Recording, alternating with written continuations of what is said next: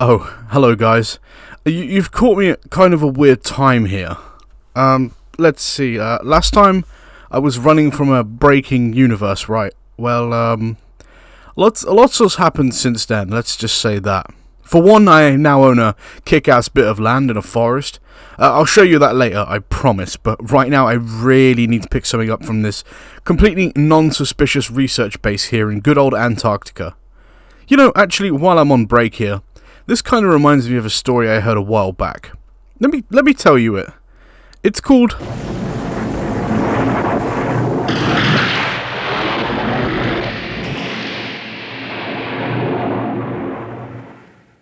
The Thing was created by John Carpenter from an amalgamation of two forms of media. The John W. Campbell short story, Who Goes There? A story about a research camp in Antarctica who discover and revive a frozen alien, who then goes on to shapeshift and mimic the crew, leading to paranoia and fear. And the aptly named The Thing from Another World, a 1951 film about a group of scientists finding a spaceship in the Arctic, following a similar plot to Who Goes There. If you've already seen The Thing before watching this video, you can already see the influence that these two have had on the later film. You'd probably know John Carpenter mostly from the Halloween franchise. However, he also created the film Escape from New York. I'm not a fool, Pliskin. Call me Snake. Which features the main character, Snake Plissken, who inspired Hoss Delgado from The Grim Adventures of Billy and Mandy, as well as being the original inspiration for Solid Snake. There it is, the Metal Gear reference. Video's over. Thank you, everybody. Good night.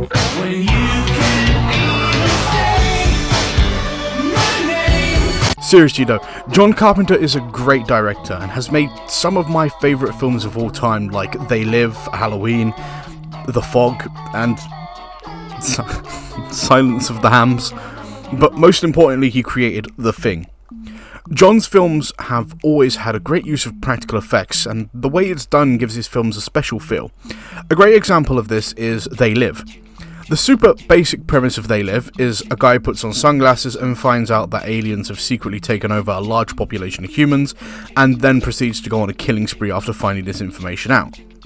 It also gives us this line: I have come here to chew bubblegum and kick ass. And I'm all out of bubblegum. Which is probably one of the most iconic lines in all of cinema. When the sunglasses are on and we see the aliens, there's this super uncanny and quite frankly terrifying look to them that's done through absolutely nothing but practical effects. In fact, you look at any of John Carpenter's films and you'll probably find a heap of practical effects that really bring out his storytelling and directorial skill. So naturally, what better way to utilise this skill and the use of practical effects than delve into a horror story? That's when in 1982, we were blessed with The Thing, the godfather of body horror. Nobody trusts anybody.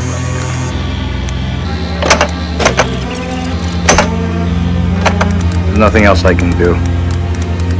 Just wait.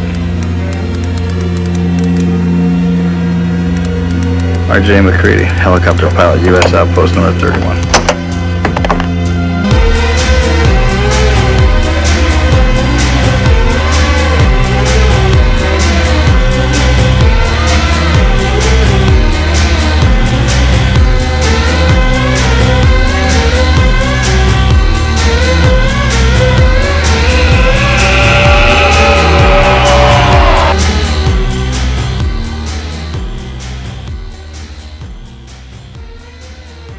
The film starts with the ballsy choice to show an alien ship crash towards Earth before showing the title.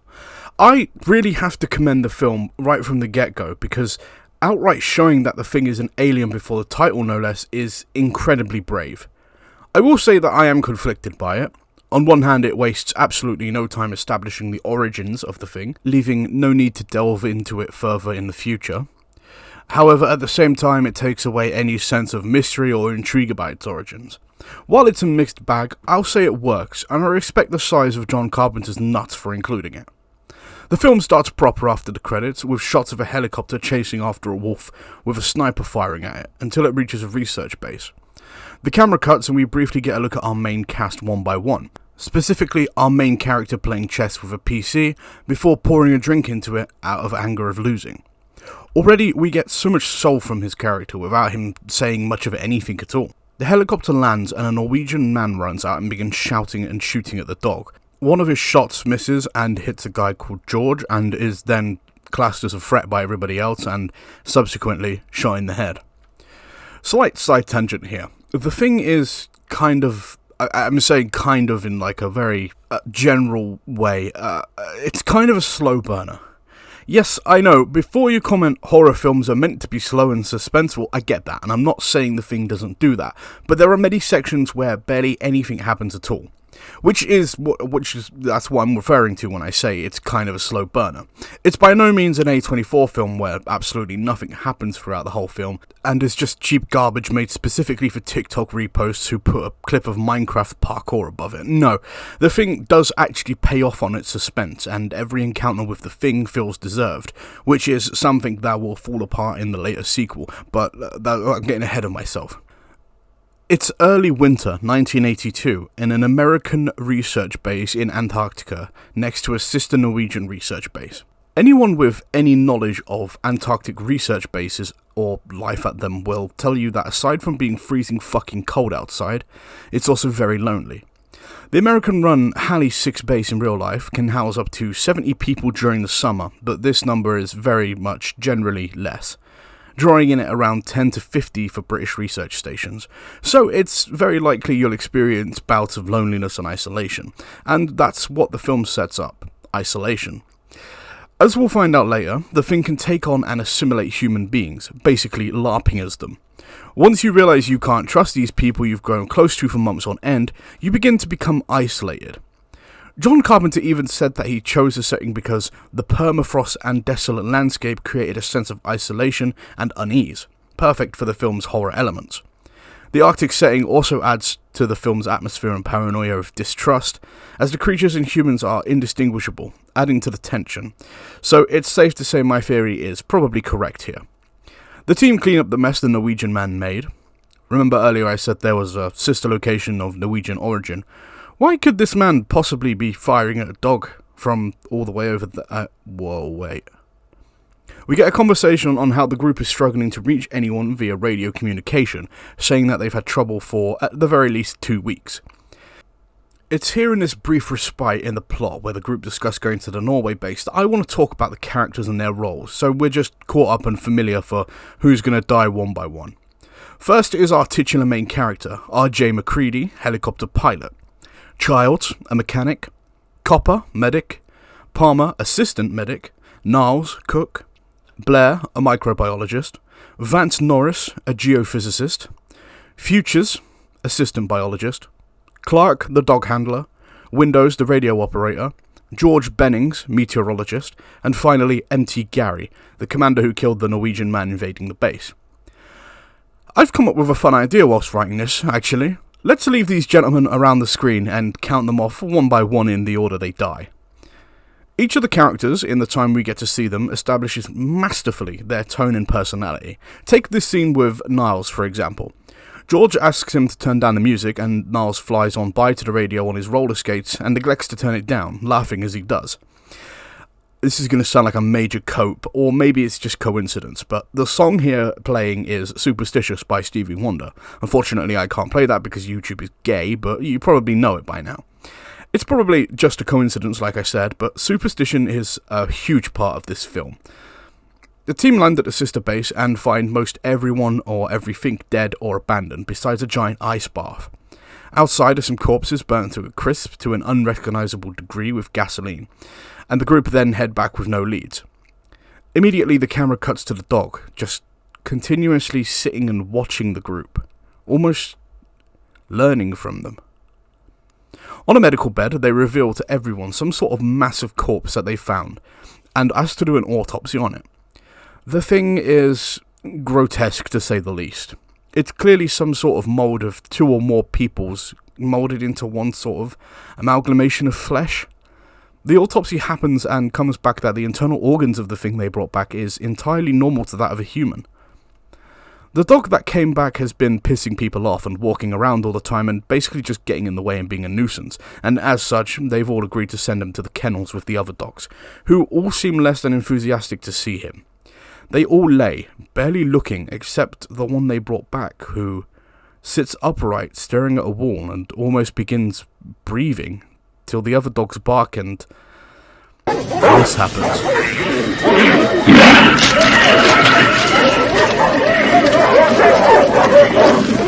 Its flailing tendrils are almost parasitic in nature, and it shows off its capability to attack via some sort of liquid. Not necessarily to kill the dog, but maybe to incapacitate it or blind it, in order to, as the film puts it, assimilate the poor creature. The dogs, as you might have guessed, stood absolutely no chance at all to this thing. However, their barking does force Clark to come back. 2 dogs manage to run out, and Clark gets a good look at the now revealed thing. MacReady has the survival instinct to know that something is wrong and pulls the fire alarm before asking for a flamethrower. Mac walks into the pen, unafraid, and we watch the process of the creature assimilating a dog. Mac realises they're in pain, and whether by a complete accident or whether on purpose, I like to think it was on purpose, he shoots the dogs to try and prevent them from suffering this horrible, slow death, but he is stopped. The thing grows claws and gives a display of horrific body horror before being torched by Charles. In perhaps the dumbest move in the film, they take it back to an autopsy table and start chipping away at it, finding green liquid and tissue, different reasons as to why or what this thing is, from government conspiracy theories to just name-dropping aliens from MacReady. Actually, let me delve quickly into that. MacReady is perhaps the best horror film protagonist I've ever seen, bar maybe Ellen Ripley. MacReady is incredibly smart throughout this film, and it's no surprise to anybody that he becomes the de facto leader halfway through. And it's only through, the thing and his meddling that the group start to distrust MacReady. If not for that, then they probably would have just followed him into the fucking gates of hell. I mean, not only was he smart enough to pull the fire alarm to alert everybody, but he barely hesitated on shooting the thing, and quickly comes to explanations about the creature. And this, as you'll see, continues through the film as he takes on the lead and becomes the de facto leader, like I said. Blair is shown reading some stuff on assimilation, and after finding the rate of chance for the crew to be assimilated is 75%, takes a revolver out of a drawer. Once George and Windows move the body of the thing, we see some blood drip silently off the table. MacReady is taken away by Futures. He's got such a fucking abstract name. Future. I'm just gonna call him Fuchs. Fuchs. To talk about Blair, who has locked himself away. It's here Fuchs reveals the cells of the creature are still alive, but it's not too late. Windows walks in on a bloodbath as George is being assimilated in the corner, making him as the first on-screen human death. Well, important death at least. So it's safe to say that the thing is probably still alive, and it is now definitely too late. George runs out the window, revealing these horrific elongated fingers, and in probably the best scene in the entire film, screams a disturbing scream at the crew.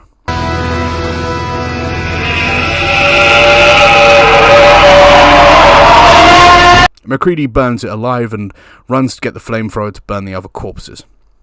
Fear has definitely set in as Gary shows to MacReady his confusion.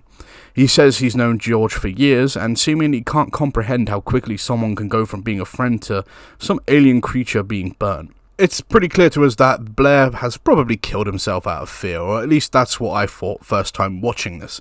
He's constantly missing from here on, and nobody seems to know why. It's soon we actually find Blair, who has been smashing up and destroying any kind of electricals and vehicles to stop any form of escape. He also killed the rest of the dogs and is smashing shit up. Blair, next to MacReady, is probably the second most intelligent character in this film.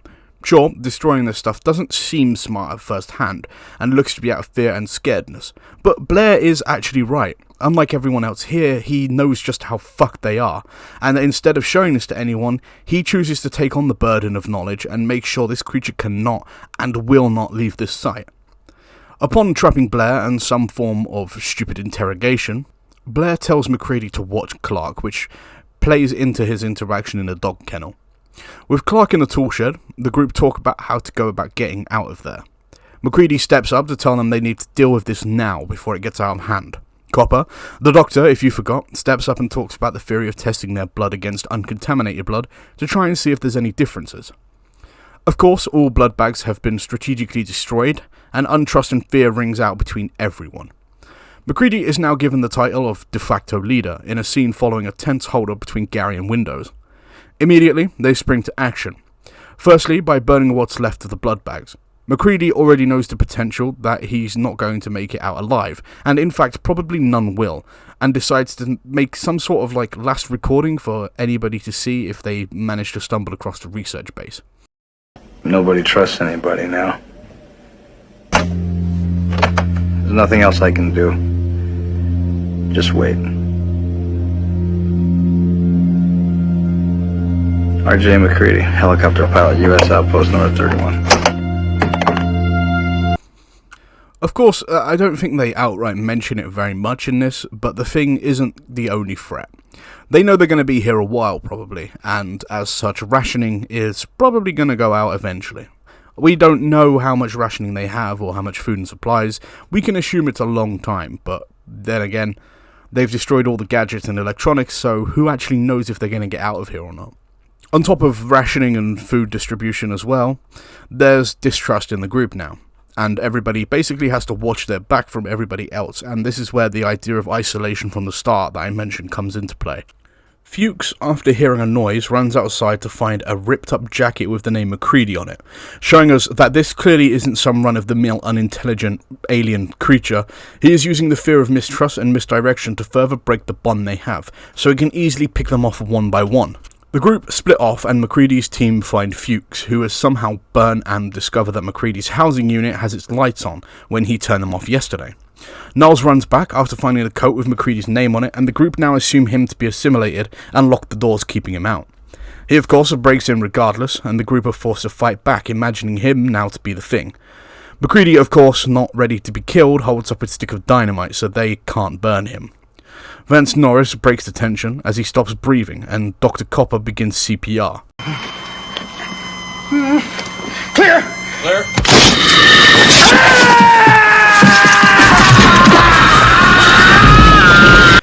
Yep, that's right. Vance Norris was the Thing all along, and goes up in a majestic flurry of fire and death. Well, actually, the head manages to crawl away by the tip of its tongue, literally. Unfortunately, the extinguishing of the creature creates a smokescreen, and the creature develops just enough to grow legs, now taking on some sort of Parasite the Maxim crossed with a spider. Just before it can elude the team, they find him, and MacReady burns it to hell. The team are, of course, now a little less suspicious of MacReady, but still refuse to do as he says out of fear. This fear leads to Clark to attack Mac, who shoots him in the head. What follows is a pivotal scene. The crew draw blood from each other's finger and attempt the blood tests again against fire, as they believe the infected will react to the heat. Windows has a sort of terrified expression when seeing the flamethrower, but his blood fails to react. MacReady's blood also fails too. He tests Clark and Palmer's blood, showing that Mac's test did in fact work as Palmer's blood reacts. Seeing this, the Thing comes out of hiding as Palmer convulses, and in perhaps the most human form yet, stands up and devours Windows before running outside a blaze. MacReady unrelentlessly runs after it and blows it to fucking pieces. Windows is also burnt in this scene as well. Whether he was still or somewhat human or not, doesn't matter now. They continue the blood tests and everybody else checks out. That leaves us with just Childs, Mac, Blair, Niles and Gary. Blair has escaped his shed and seems to be building something underground, potentially an escape vessel. It's discussed here that the Thing wants to go and sleep in the cold now. It knows it will survive till more can come to rescue these guys, and as such, sees it as its best way out of the Arctic, to just sit and wait. The remaining group figure this and start to destroy the base to find it and kill it before it can reproduce any more, starting with its new vessel Thing. A montage of explosions and fire follows as they take out the base, leaving nowhere for it to hide. Now in the generator, they're baffled to find the whole thing just gone from its location, almost like it's been teleported away. Don't worry, that's not a thing the Thing can do, because if the Thing could teleport, we'd be fucked. Blair corners Gary and silently assimilates him, showing us that somewhere along the line he got infected. Possibly from when he was talking earlier about things moving outside the toolshed that didn't sound human. Rather than alert anyone to his seeing something move, Niles decides to wander into the pitch black. At this point he deserves to die for this move alone. The thing inevitably bursts out the floor, showing just how big it's got. We see the dog and many of the faces of the comrades on the base. After it eats the planted explosives in its chase to kill Mac, he gives one hell of a one-liner before throwing a TNT and running, leaving behind him a near nuke-sized explosion. Fuck you too!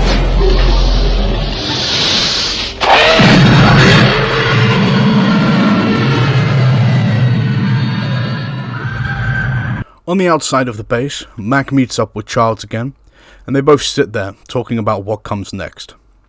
Fire's got the temperature up all over the camp. Won't last long, though. Neither will we. How will we make it? Maybe we should.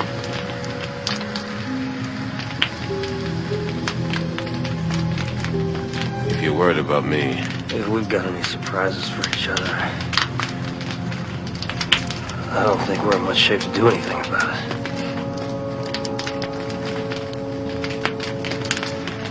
well, what do we do? Why don't we just wait here for a little while? See what happens. And that's it. We never find out what happens. Well, no, actually we do, but let's not discuss that yet. The Thing even today holds up as a fantastic horror. I've condensed it down to maybe, 20 odd minutes here? But I really must insist that you come and watch this for yourself, as it's one of, if not the most pivotal horror films ever created, and its creation sets the precedent for body horror going forward. It's always been mixed on the reception of the ending. Some find it cheap and lazy with no conclusive ending, some praise it as the greatest ending to a film ever made. I'm in that camp, to be honest. The film spends its entire run doing nothing but creating a sense of foreboding unknowing. You never know who's infected or what's going to happen next, and what better way to end that sort of film with an ending that leaves you with a feeling of unknowing. While it gets ruined later, in a sense, people would have to wait nearly 21 years or so until the sequel game to find any shred of evidence. Of course, with such a successful concept and well-performing classic of a film, greedy executives weren't going to let The Thing rest just yet, and as such, 3 main pieces of media were produced in the many years after, all the way even up to now. A pre-sequel, a comic, and a canon sequel game. Actually, no, before I go over the prequel, let's do the comic so I can get all of my anger out. Before I do, I just want to cover one last section of the original film, and the only reason I'm doing this is because if I don't mention it at least once in this video, I'll probably be lynched. I also don't know how to work it in earlier, so here we go. Is MacReady The Thing? This is a question that has plagued people since first seeing the ending of the film, and while we technically do have an answer now, there's been plenty of naysayers who don't believe that he is human, and perhaps hasn't been for a long time. There's also a second set of people who believe Childs is the Thing at the end. Personally, I don't think either of them are, and I'm not just saying that with the hindsight of the game in mind. I genuinely don't think either of them are the Thing, especially not Childs. My main argument would be, if MacReady was the Thing, why has he spent the entire film just killing off the rest of the Things? Like, I get he could be trying to prove to the rest of the crew to gain their trust that he is not the Thing, but it seems kind of counterintuitive. Like, we've openly seen many times in the film that after being discovered, the Thing just, pops out and fucking kills everyone, but I don't know. I just don't think he's the Thing, because the Thing, that still doesn't sound right to me, the Thing. But then again, saying a thing doesn't sound right either, because that's just, makes him sound like a fucking computer monitor or some shit. The Thing. Thanks, John Carpenter, you've really helped me out, mate. I'm not going to spend a ton of time going over it, because frankly, I'm not that dedicated as a naysayer to the theory. One great video I can recommend you is by Poltergeist, who goes into the ending in a deep 2-hour ending analysis that makes for an interesting watch to say the least. But I'm not here to debate that. I'd just be lynched if I didn't also mention it. Anyway, time for shit comics. The comics originally acted as a sequel to Mac and Child's story, and was met with little praise for good reason. In the Dark Horse book The Thing from Another World, Mac and Child walk to the edge of the Antarctic shelf and are found by a whaling ship. Mac wakes up in a medbay and finds out Child's left to go back to the base to look for survivors because we need some sort of way to bring the Thing back into the story. Mac thinks he's infected and so steals a helicopter to go all the way over there. Navy SEALs find him and the destruction and deduce he killed everyone, but they're later found out wrong as the Thing kills them. Mac and Child meet up again in an Argentinian base and end up chasing after the Thing in a submarine. They fight a huge The Thing, but Child kills himself, and the sub, and everyone but Mac, who's sent to the surface to survive the attack. Yeah, like I said, it's not really worth going over in detail because, quite frankly, this comic is a shit and really poor excuse for a sequel that is just... I don't have the time to sit here and tell you how fucking awful it is. It's terrible. Of course, that wasn't enough, and more were made in the form of the series, Climate of Fear.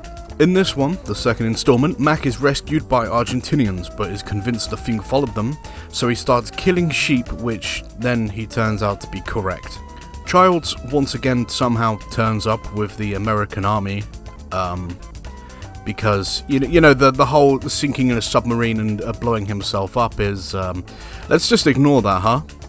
Actually, they do kind of make sense of it. He's secretly the Thing, and frames MacReady's blood to make him look infected. Anyway, fucking blah blah, Mac does Mac things, and the American government napalm the base to try and kill it all, and that's pretty much Climate of Fear. Somehow, that's even worse than the first comic, and that was fucking horrible. Unfortunately, in this series, we do have one more line of comics in Eternal Vows. Basically, the Thing is now in Argentina. Mac finds his way there, and the normal Thing shit happens, and... I'm not gonna lie, I had to sit and read these comics, and they were a fucking slog, to say the least. You may think I'm being very cynical and not caring about this section, but that's for good reason. These comics are honestly, like, genuinely better left to history. Like, we should never have got these in the first place. They're fucking awful. They're a horrible sequel. They make absolutely no sense, and they just fucking suck. It could have been done so much better. Like, you have Dark Horse, okay, these guys, let's see what they fucking made. Because Dark Horse is one of the biggest comics, let's see. Dark Horse comics. Okay, let's see. Right, they made fucking Toxic Commando, Hellboy. I know they've done a lot of stuff. Let me just pull it up. But the point is, you give this to such a, you know, a monumental company, and somehow they fuck it up this bit. Look, Aliens vs Predator, Godzilla, Star Wars, Marvel, fucking... what else? I wouldn't be surprised if they did a fucking Batman and stuff. Sin City, Give Me Liberty, Superman, Batman, DC Comics, Predator, Aliens, Tarzan, Wildcats. This is what I mean. It's fucking ridiculous how they could make something this shit, and I don't know if it's just the writing or if they have anything to do with it because they are publishers, but honestly, in the nicest way possible, and I say this in the nicest way, whoever wrote these comics needs to be taken out back old Yeller style and just fucking shot in the head, you know? But regardless, I made a commitment to this video, and so we're going to finish the comics. Basically, Mac goes to Argentina, he finds the Thing, and he kills it, and it secretly, like, fucks off into the ocean or something. I genuinely can't explain to you how much of a total letdown these comics were to read, and especially so that it was made by Dark Horse. What baffles me is that people actually found this good. Well, I mean, despite Eternal Vows. Everyone pretty much unanimously hates it. But I really, really hated this, and honestly found the game, despite its problems, to be a hell of a lot better of a sequel. I think my main problem is we didn't need any more Mac or Childs. That might be a bit of a critical idea, but I think it's possible to move away from two main characters. Their fate, in my opinion, should have been left ambiguous, and we shouldn't have known what happened to them. That's what made the ending so good. Revealing that just kind of ruins it and fucks it off to another stratosphere. So I really don't think that did the comics any better. If it was like a new group somewhere else and the Thing just managed to find its way there somehow, like a MacGuffin, then I'd believe that. That would be more believable than this shit. I mean, okay, let's take the first comic for... Sorry, I'm going to rant now. Let's take the first comic, for example. We are expected to believe that Childs and fucking McCready managed to walk to the edge of the Arctic shelf. These two men on no supplies, no rations, no water, no food, nothing, except alcohol, which they had, managed to... by the way, they don't trust each other either, as shown by the end of the film. They managed to walk all the way from the base to the edge of the fucking Arctic shelf and somehow managed to find a whaling ship. What the fuck? If that doesn't scream, like, if that doesn't send off fucking alarm bells the second you read that, then I don't know. I don't know, you probably fall into the camp of people who like this comic then, because, I mean, that alone. That should just pretty much set the precedent for all the comics. But honestly, I'm gonna stop hating on the comics now. They suck. I despise them, and in every sense of the word, I do not consider them to be a canonical sequel to The Thing. And thankfully, a lot of people don't consider them to be canon, and for good fucking reason. So, here we are, finally, 28 years later. But for real, there was a 28-year difference between the original film and the prequel, if my maths is correct, which it definitely should be. I failed maths. Somebody fact check that, but I'm fairly certain it was 28. Let's go with 28. Ding, ding, ding, ding, ding, 28 years. Okay, 28 years since the original. After watching the original, you would probably be kind of terrified of a sequel being made that would ruin the ending of the first. Well, that was the general consensus when in 2011 it was revealed that The Thing would receive a new sequel by director, give me a minute, Matthias van Heiningen Jr. Yes, there we go. This sequel was quickly revealed to be a prequel, to everybody's surprise, which is probably the best thing you could probably do when making a follow-up to a classic like The Thing. Keep it as far from the original as possible. This was Matthias' first major directorial role outside of some smaller, less-known films, but then again, I guess everybody has to start somewhere. Perhaps more worryingly was the writer, Eric Heiserera, I'm going to call him Eric, who is best known for the 2008 reboot of Nightmare on Elm Street, Bird Box, if you remember that fucking shit show, Final Destination 5, which, Final Destination 5, I have a mixed bag of feelings about. The Conjuring 2, which was total dog shit, and Arrival, which I never saw, as well as a few others. Now, if you're anything like me, this track record is not a good thing. The only film I'd say here is decent at best is Final Destination 5, and that in itself is a reach. I want to talk about that in another video eventually, because I have a lot of mixed feelings on the Final Destination series.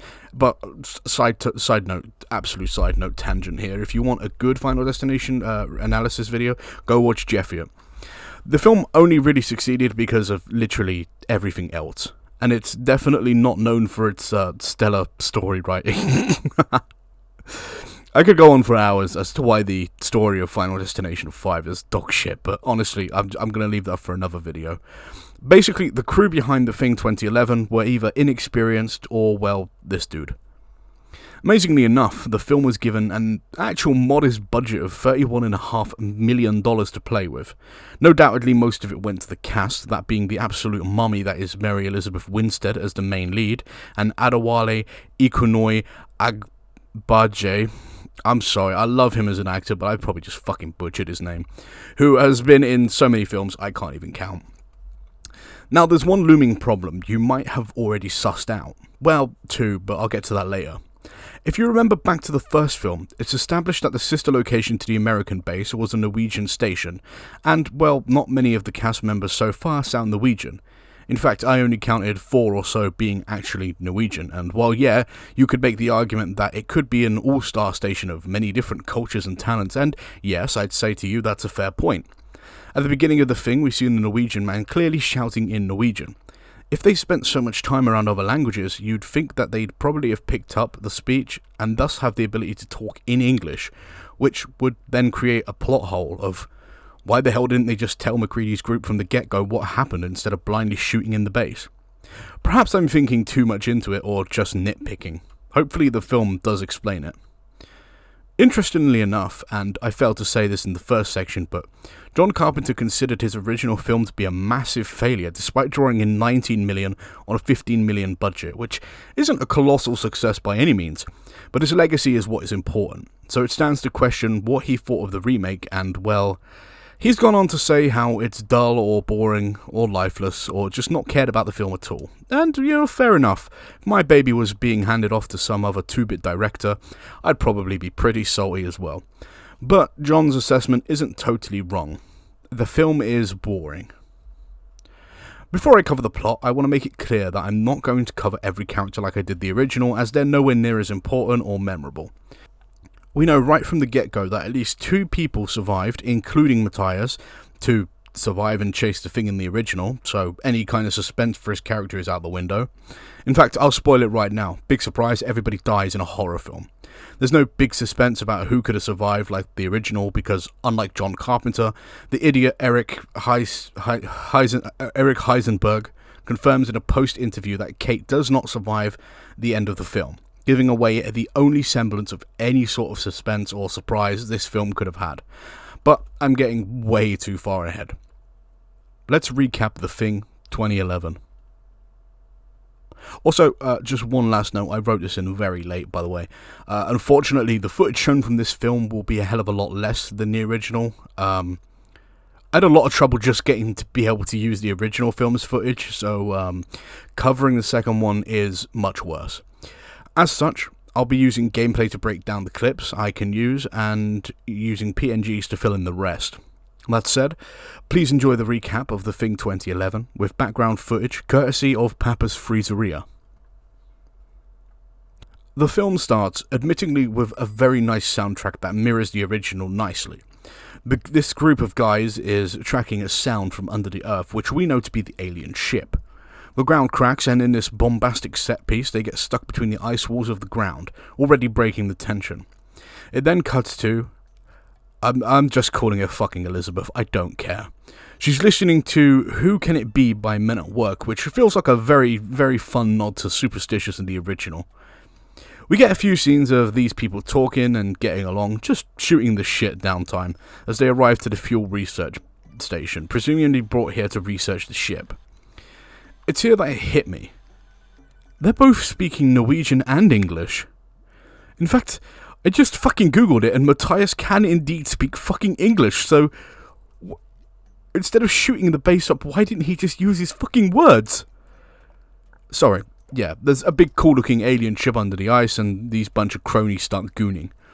They cut the alien out, bring it back, and then of course dumb doctors do dumb doctor things, and they accidentally waken the Thing. The crew drink after their discovery, and Numbnut here goes to check on the ice, and actually, I'm ashamed to admit this, I actually got really fucking jump scared at this.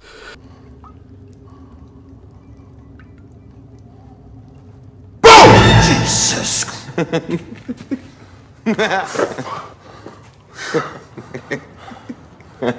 Screw you, man. Son of a... Only because I was checking my phone at the time. And then, in the worst possible way, the Thing actually does jump out directly after that jump scare, which, yeah, that didn't get me. It's kind of cheap. Seconds after that guy left, by the way, the Thing jumped out, and yet he doesn't seem to hear the loud crashing of the roof caving in. Sure, why not? Let's just assume everybody on this station's deaf. I also just found out that Tormund from Game of Thrones is in this, because of course he is, that glorious Viking Norwegian-looking bastard. Adewale runs back to the group to tell him it's gone, and after looking at the now empty ice table, they all go out to search for it. Bozo here gets the first death with a tentacle to the chest. Yeah, I guess I should address it. The Thing 2011 relies mostly on CGI, not practical effects. Yeah, this was 2011, not 1983, and you've got a point, I get that, and I don't hate the CGI in this. I think Transformers is a fantastic spectacle of CGI wizardry, but I don't know. After so much emphasis on practical work in the first, this just feels a little bit weird. What I do appreciate, and there's limitations on how far practical work can get you, something just feels off. And it gets worse, trust me. Anyway, the first form of the thing, straight from the ice, is killed when the group figure out really quick that fire is their best friend.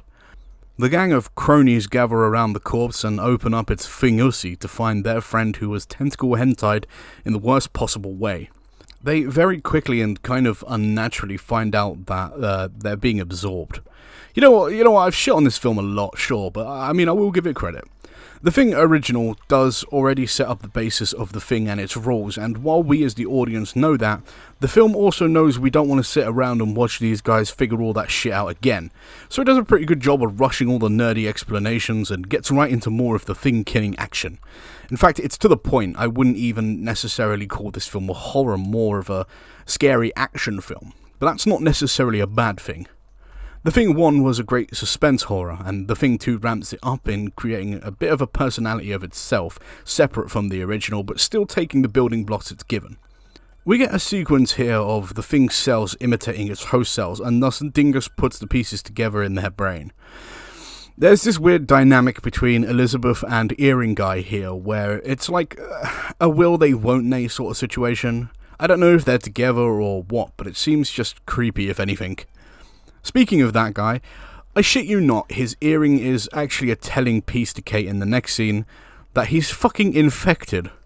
I'm not joking, she figures it out via the fucking earring on his ear. This dude's face, who looks like the guy from No Country for Old Men, I can't remember his name, he's the cool dude, wait, it's gonna come to me, hang on. Anton, yeah, it's Anton, I think, the guy with the, he's like, hello friendo. Yeah, that guy. Yeah. He kind of looks like him. That might just be me. I'm going to give him cool nicknames from now on. Yeah, No Country for Old Man Anton over here. His face splits open and forces the helicopter to crash. I really hate this. Big surprise, huh? In The Thing 1, the alien does shit like plant McCready's jacket to cause confusion and mistrust, and all that, yeah. Here, he just shows himself to everyone whilst in the vicinity of the base, causing the ship to crash and stop any attempt of him getting to a greater civilization. That just seems really dumb of the Thing, not to utilize its secrecy more. Also, if you haven't all noticed already, this film has a very forced infection rate. It's definitely sped up. Infection rate is a bad example. What I should have said is death rate. It's very much ramped up. People die like flies. I mean, we struggled in the first one, or at least I struggled the first time I watched it, to understand the infection system, like which one of the characters got infected first, and then second and third and such. And this film is somehow even worse. It's like, it doesn't have any rhyme or reason to it. People just fucking pop up as the Thing randomly, and it's a whole fucking mess. I'm sure somebody's got a timeline out there of what happened, but you're gonna have a hard time the first time you watch this.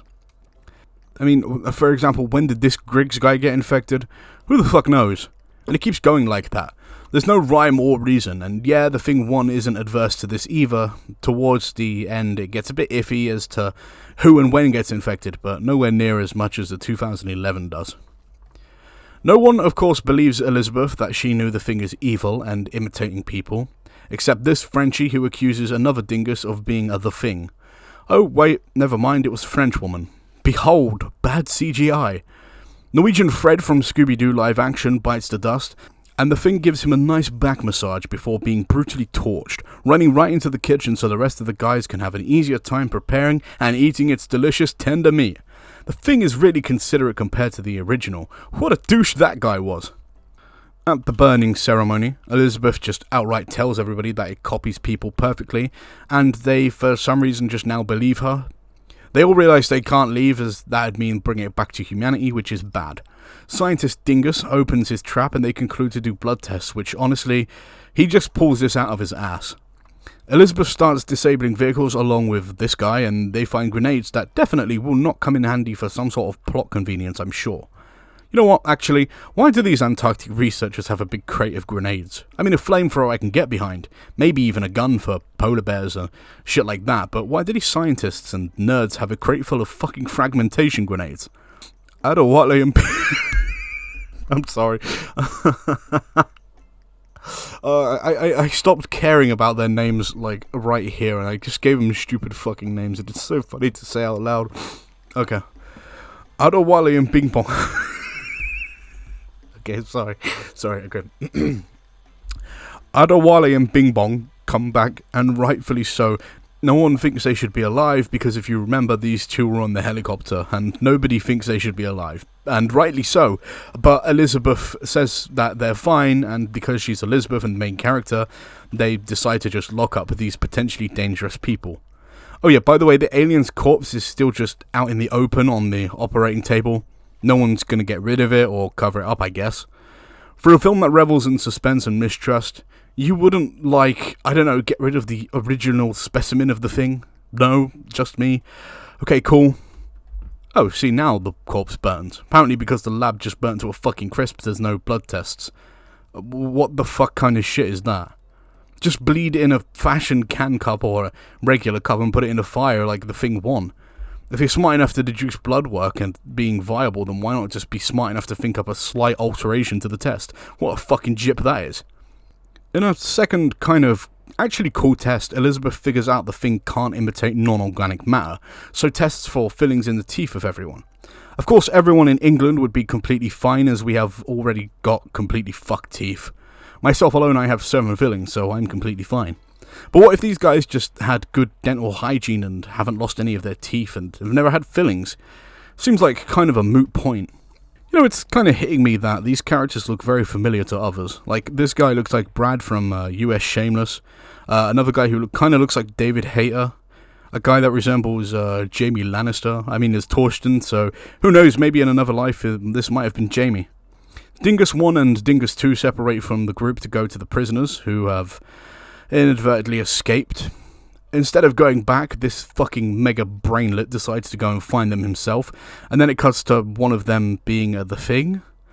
I've kind of given up caring at this point with the infection. The only thing keeping my brain interested in this film is the action. Actually, rewatching it whilst recording this, my brain is kind of fucking dying, I'm not gonna lie. The prisoners break into the main group place and, after arguing, shoot David Hayter lookalike dead and blow out the fire tank at the same time. It's always David Hayter. He always gets the shit end of the stick, huh? Apparently that doesn't just blow up, but leaks oil and then blows up? I'm no expert on gas by any means, but if games have taught me anything, shouldn't that first shot have, blown them all to fucking Kingdom Come? Brad from Temu now has the reins, as he's the only one with a big-ass flamethrower, and gets everyone into one room to figure out just who is what. Unfortunately, after all of this, it was Jamie Lannister all along, and he separates onto Torsten, who gets his face hugged. Poor Torsten. Jamie starts flailing his tentacle, and this other pongo gets impaled. And that's Adewale dead too. Jamie transforms some more with a pretty vicious scream, and we get this scene.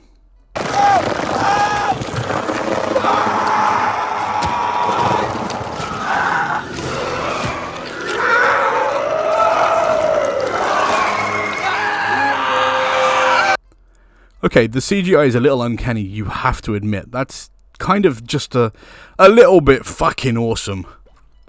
We never do get to see how fast a thing can assimilate a human, even in the next scene. Torsten is clearly being devoured, yet still alive, so Elizabeth does the right thing and kills him. Adewale passes away right after she burns his body too.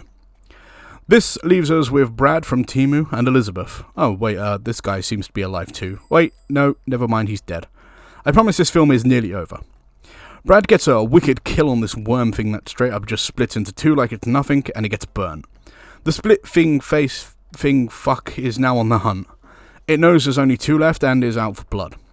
In a Jurassic Park-esque raptor scene, Discount Brad is being followed as he's stumbling and mumbling different cans and things that alert the thing to its location like a fucking moron.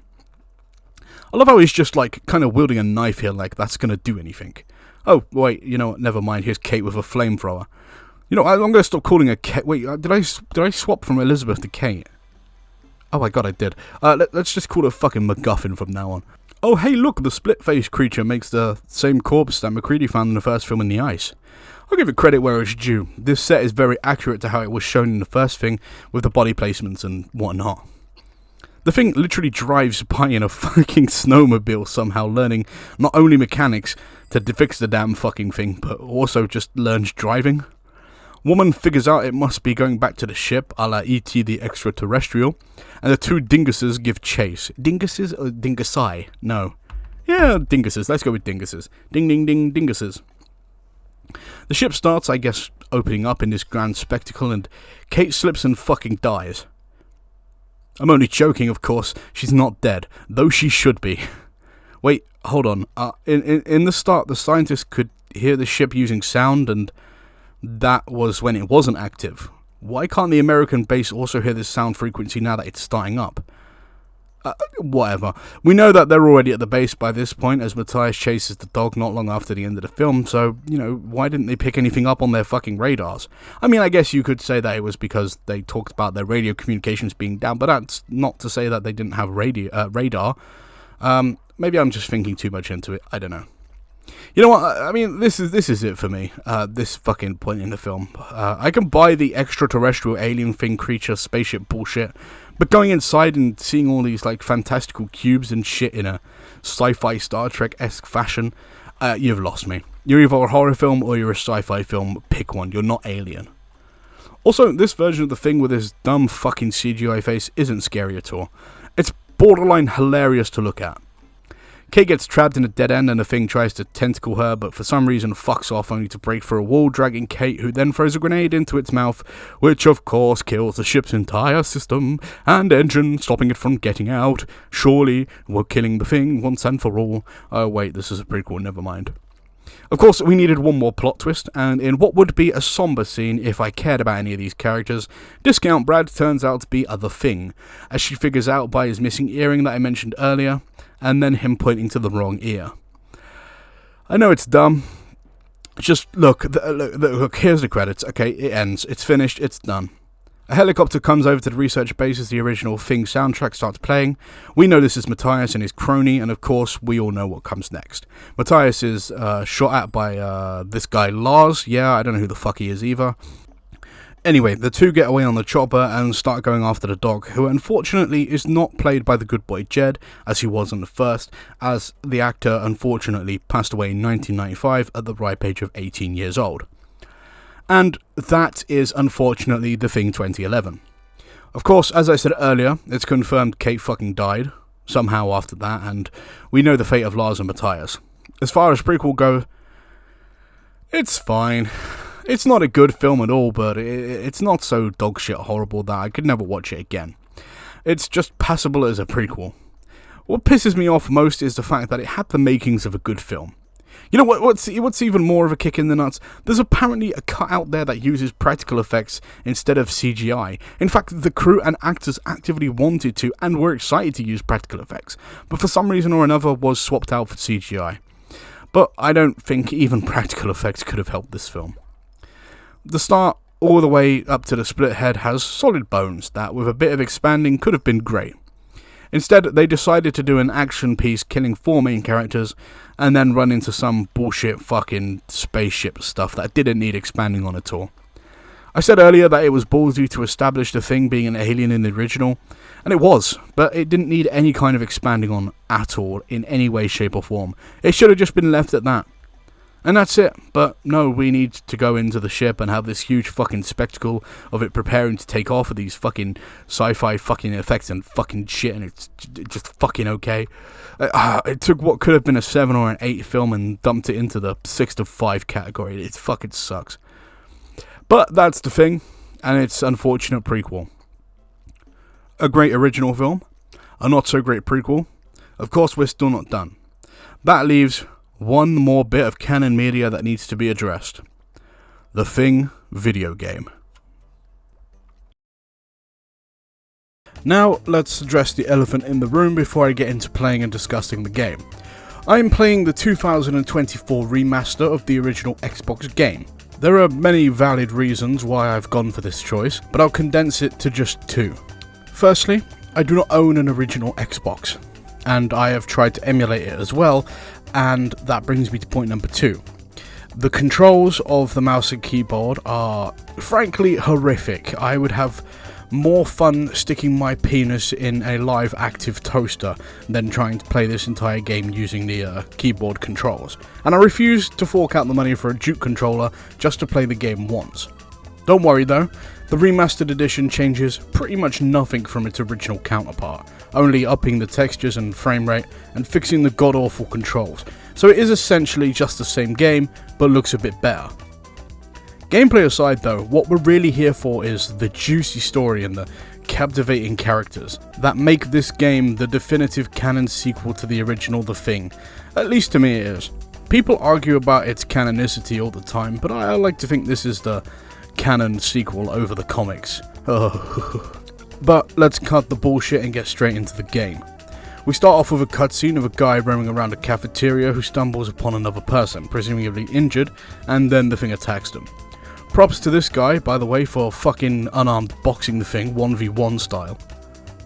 The game starts proper with another cutscene of our main crew arriving at the remnants of the American base from the original The Thing. And to its credit, it's pretty well recreated to the film. One of the first things taught to us is to utilise our squad mechanics. Our small team here are actually quite smart AI and are incredibly useful to us throughout the game. These guys can heal you or other teammates, open doors and fix electricals and shoot the Thing to high hell. It reminds me a lot of the old Rainbow Six Vegas squad sort of system or the Ready or Not system, and how you can control and give orders to people throughout the game. It's neat, I will say that much, it is neat, and not a lot of games do utilise this sort of mechanic, so it's nice to see here in something other than just a basic extraction shooter game. Like I said, you can order your team around or just let the AI go on autopilot and they'll do their own thing. Finally, they have a stress level which will be indicated on their profile. Right now, our job is to just explore the remains of the base and look for data. Eventually in a crater we come across a rundown shack where inside is this. I'm gonna hide this tape when I'm finished. If none of us make it, at least there'll be some kind of a record. The storm's been hitting us pretty hard now for 48 hours. We still have nothing to go on. One other thing. I think it rips through your clothes when it takes you over. Windows found some shredded long johns, but the name tag was missing. They could be anybody's. We're all very tired. There's nothing else I can do. Just wait.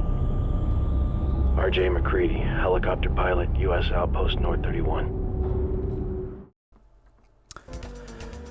That's awesome. That's awesome. It is. I know it's a little thing. It's kind of dumb, but I don't know. I just find it almost sweet in a way that they'd include something like that. And it's not like it's remade or anything. It is the original tape from the film. And to those who hadn't watched the original film, it does exactly what McCready made the tape for, and does explain to you the basic mechanics of what went down and what's happening. And it also does tie into the story as well, because it tells our squad what has happened. So it does its job that it was set up to do in the original. And I don't know. I'm gonna give this game a lot of shit in the future. But for now, I think this is one of its many good aspects, one of its many praises. After gooning over the tape we found, we head over to where Blair was creating the UFO, and Blake gives probably the best line about aliens that I've ever heard. Oh, Blake is our main character, by the way. You don't have to call him Blake, you can just call him generic army grunt number 765, because that's basically how he acts. With the key, we can now go to the infirmary, which was previously locked. Inside are a collection of notes, which are a mix of quotes from the film by Copper. A bit later on, after tracking through the snow, we can find another cabin. During a cutscene, Blake identifies the body as Child, confirming to us that he did in fact freeze to death after the film. It's not really played as a big moment or revelation, and nor should it be. This crew didn't know him, they don't know anything about this base or what went down, so it only stands to reason that it shouldn't be that important to them. We're instructed to blow the rest of the place up, possibly to hide any evidence of this ever happening. I'm not too sure why we're doing that, but hey, why not? A helicopter picks us up after we've blown it up, and we start heading off to help our friend Pierce at the fuel base. I realise that is kind of a lot to take in such a short time, but this area only really does act as a tutorial. There's no actually enemy encounters or anything. The game does have a really nice soundtrack. I just want to touch on that quickly. It's not quite as subtle as the film score, but it's just as good in a more dramatic way. There's also a clever use of camera angles, namely when you're fixing a panel or when there's an area that you can't normally see, that really helps to elevate the fear factor, and you'll see more of this in gameplay later on. At the fuel base, I kind of actually went the wrong way to begin with and was shown the first look at the thing in a terrifying cutscene. The door is of course closed, forcing us backwards to where the thing was just staring at us. Inside this little cabin area is a guy called Carter who is shook up, understandably. This is where the game's trust mechanics is shown to us. We need an engineer for this door panel, which Carter just happens to be, however he doesn't trust us, so we need to gain it. And what better way to do that than to patch him up and give him a machine gun. With him on our side, he opens up the power for the door. I neglected to show this off earlier for some reason, but the game also features a cold system. As we are in the Antarctic tundra, it's freezing cold, and as such, prolonged exposure will inevitably freeze us and cause a game over.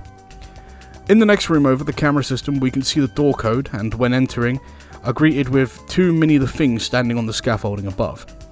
We reunite with this other guy and get going properly to find Pierce. You'll probably remember this room from The Thing 2011, which I just covered, as this is the block of ice that the Thing originally broke out of, which is a nice little touch.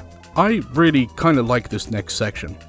You turn off the power to a blocked door at the start of the mission, you think, hey, we gotta go backtrack now, so you go all the way back the way you came and you're immediately rushed by little the Things.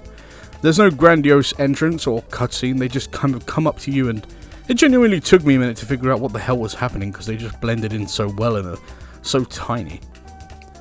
This section a little further up is another genius design. You walk into this hut and the Things jump out of crates, so inevitably when you go to the next building and a cinematic plays showing the door controls behind a bunch of crates, naturally you're going to be skeptical, forcing you to shoot it, wasting your ammo.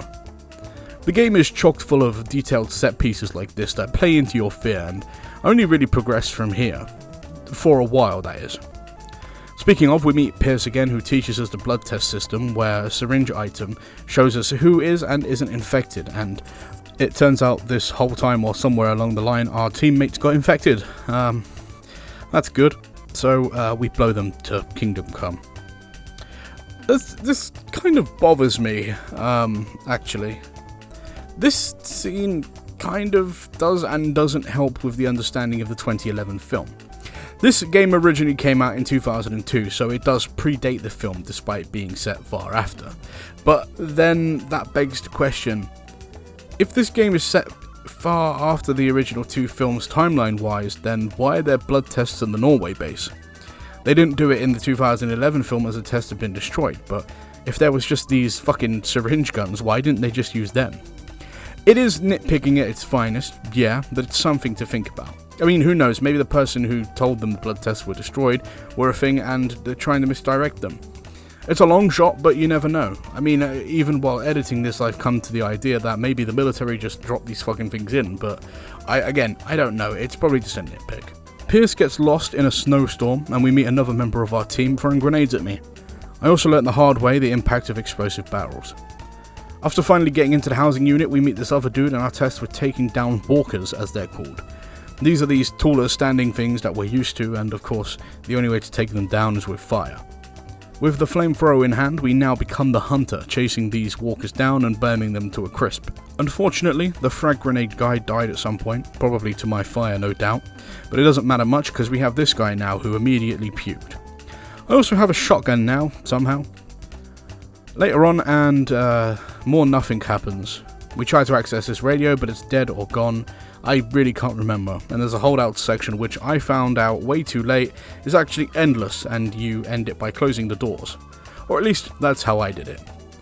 We then run off into the snow following some sort of human figure, presumably Pierce, into this big warehouse where there's definitely not surely going to be any sort of boss. I'll level with you, because you can probably tell by my tone and change in voice so far that I'm not really having fun with this game anymore. Yes, don't shoot me, I'm not enjoying a timeless classic of a video game. Yes, the game now looks great. Yes, the game plays great, especially so in the gunplay and unique features like the blood tests and other MacGuffin mechanics. But I'm just, for some reason, even I don't know, I'm just not enjoying playing it. Maybe my love for games at this point has diminished, or perhaps I'm tired of back-to-back The Thing lore, but something here just isn't adding up for me in my brain, despite having all the right pieces. Now don't get me wrong at all, this game is good, great even. Especially the remake that makes the controls more bearable. Hell, if I had to play regular Xbox controls on the original, I'd probably have given up by now and never finished the game. While I am ranting about things, let's just go through some miscellaneous stuff that I didn't know how to fit into the video properly. The game is cold, dark, and utilitarian in design. And yeah, that's probably because it's Antarctica. Most of these locations are grey and barren, which shows especially so in the last section of the game. The things themselves are great and varying, sure, but they kinda lose their charm after you've killed enough. The thing that made the Thing film great is that there's only one real monster, and while the game is authentic to its film father in its creature design, having entire shootout sections with hundreds of these of the things just takes out any semblance of horror after the first or second 100 kills. Yeah, 100. These fuckers are pretty much everywhere throughout the game. I'm not going to get into every detail of the game like its audio design or any of that sort of technical crap because frankly I'm nowhere near qualified in any sort of way. However, I will say this as an average player. The game uses a lot of ambience similar to the original film, and at times uses its original track for 10 to 15 second stints before going back to silence. That's enough yapping about shit that needs to be addressed. Let's go back to the story and wrap it up in quick succession. There's more going from room to room, killing things. In fact, that's pretty much what the next 2 hours of the game looks like right until the end. There's not really any more cool gimmicks or systems, and it kinda sucks. The game blows its load all over you within the first hour of playing, and after that it's just a drab crawl through different lab-esque sections. Blake meets the Doctor, eventually, played by John Carpenter, who's trying to kill the virus, and then this generic military guy called Whitley kills him. It turns out we were some sort of chosen one, as Blake has an immunity to the Thing virus. Basically, the Temu version of Umbrella wants to do things to the virus and use it as a bioweapon, because of course they do, and Whitley is here because he thinks implanting himself with said virus will cure his cancer. It doesn't make much sense to me either, okay? We chase Whitley through the base and kill a bunch of generic goons. Eventually he turns into a big The Thing, and we gun him down in a helicopter that is piloted by, and I fucking shit you not, this is the last nail in the coffin. The helicopter pilot just happens to randomly be, out of nowhere, MacReady. And that's it, the story ends. Look, the Thing game has some great gameplay up until the first hour or so, and after gets dull. But this story as a canonical sequel to the original film, well, I don't claim it, that's for sure. I'm going to give it credit because this was 2002, and that sort of Resident Evil horror writing of Let Evil Bad Company was still all the rage. So I'm giving it some leeway, but you have to admit it's a fucking awful story, and throwing MacReady in just at the end as some kind of MacGuffin person, quick mention name drop thing, it's just fucking lazy, and it's a really lazy way to incorporate him in. It's like the writers sat and said at the end, oh yeah, fans have been waiting to see what happens to MacReady, let's not forget about him within the last 2 minutes of the game. It fucking sucks, man, honestly. But credit where it's due, for a 2002 horror game, it's competent enough to work, and the gameplay does still to this day hold up quite a lot. I think a good sentiment to end off The Thing the game is this. The Thing the game is great, but dull at the same time, which is both its strongest and weakest point.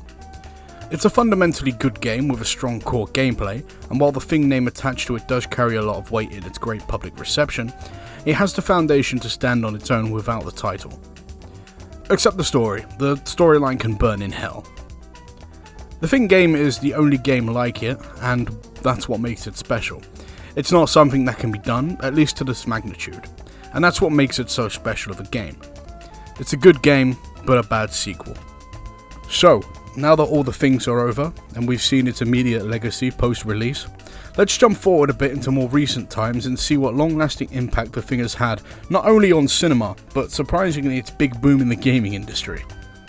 Back over in the film scene for a while, and its legacy has sent shockwaves throughout the industry with the likes of Quentin Tarantino calling it the greatest horror film ever made, and you could see its influence with the 1992 film Reservoir Dogs, arguably one of his best.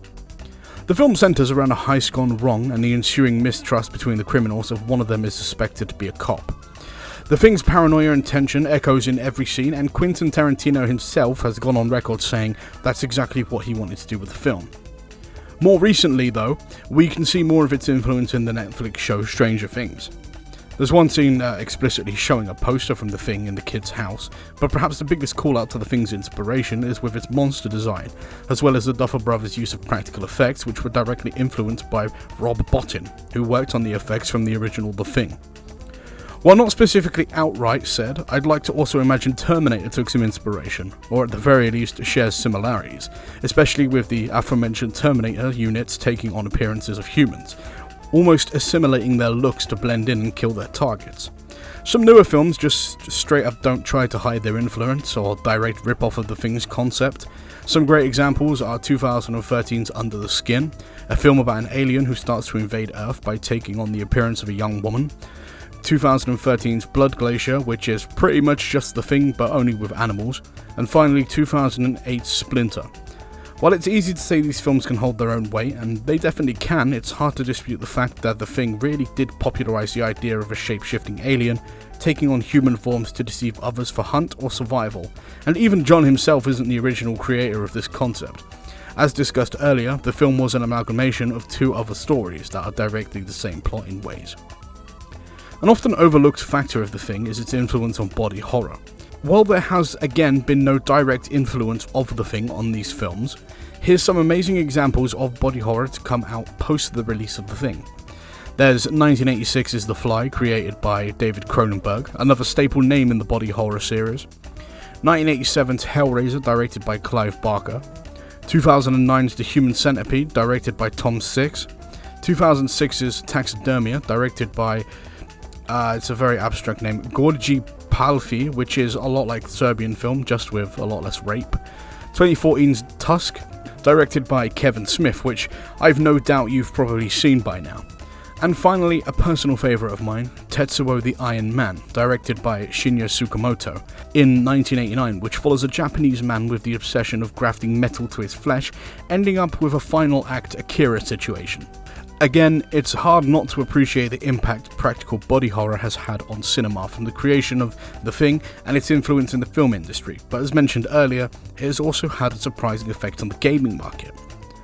Most recently, a beautiful game from 2024 called Still Wakes the Deep takes heavy influence from The Thing, and resembles a lot of its gritty scenery.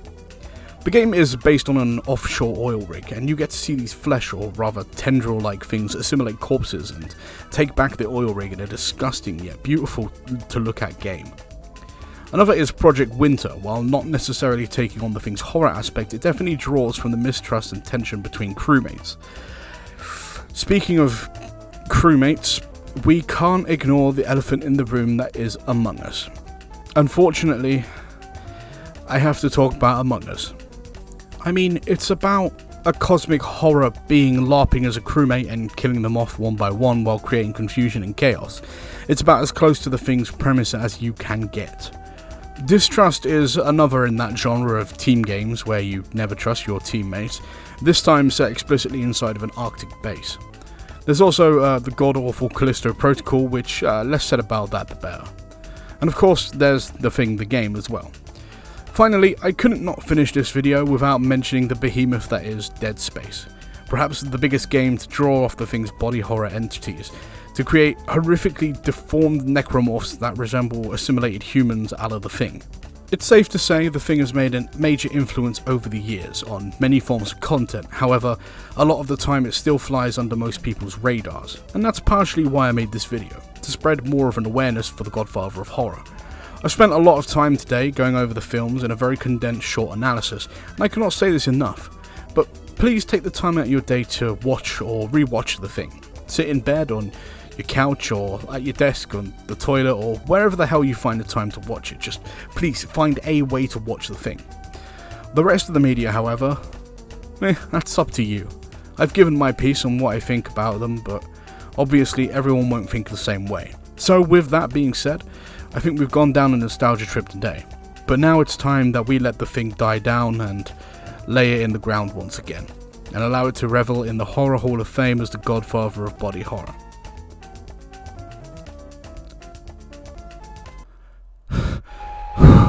Wasn't that a cool story? Sorry, things have been pretty intense down here. You're probably wondering why I am here, and I promise I'll show you next time, but right now I've got a long fight ahead of me, so I'm gonna get back to you next time, I swear.